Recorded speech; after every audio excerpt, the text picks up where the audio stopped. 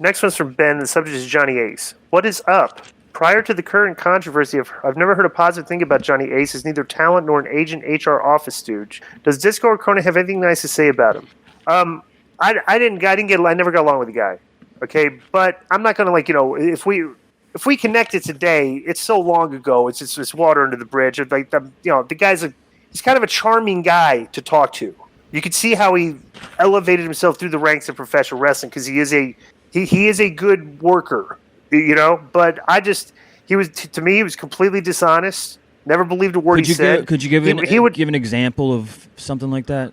Perfect example. When he came into WCW, he came in as he was nice to me to my face, but he was he'd be running his mouth talking about we're gonna get in there, we're gonna get rid of Disco, we're gonna get rid of Russo, and he'd be saying it around guys like Ernest Miller, and Ernest would come to me and say, "Bro, this is what Johnny Ace just said about you."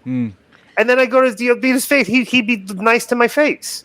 So the guy's like the type of guy that would talk behind people's back. He'd do it enough to where he didn't realize people were listening to him. They would come back and tell me. So I just didn't remember when he tried to claim Conan in front of the boys that he had nothing to do with the fines on the showing up. Remember when he had to show up to the show on time and he tried to say he had nothing to do with that. Right.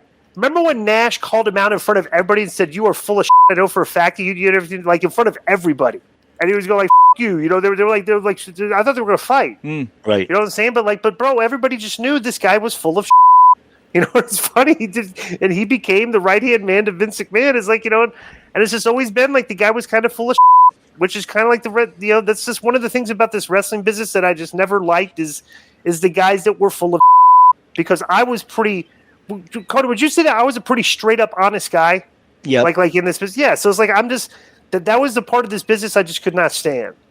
So they always said, and Eric has said it as well, that he brought in Johnny to get more creative finishes in WCW and stuff like that.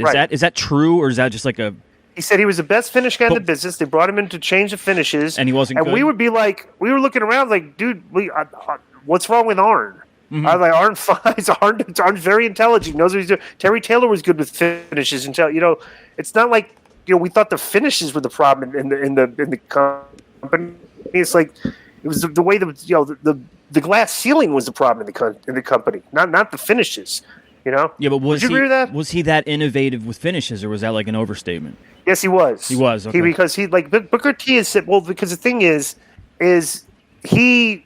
This is what Booker said. He said, when I started working with Johnny, Johnny Ace was my favorite guy to work with for as an agent. He says, because Ace would lay out the last 7 minutes of the match.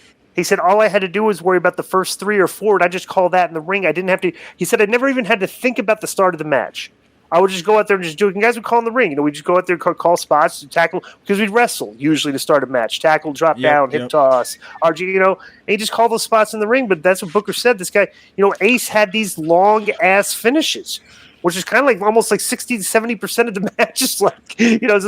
So that's where he kind of innovated the stuff. You know what I'm saying? So, right. You know anything about that, Conan?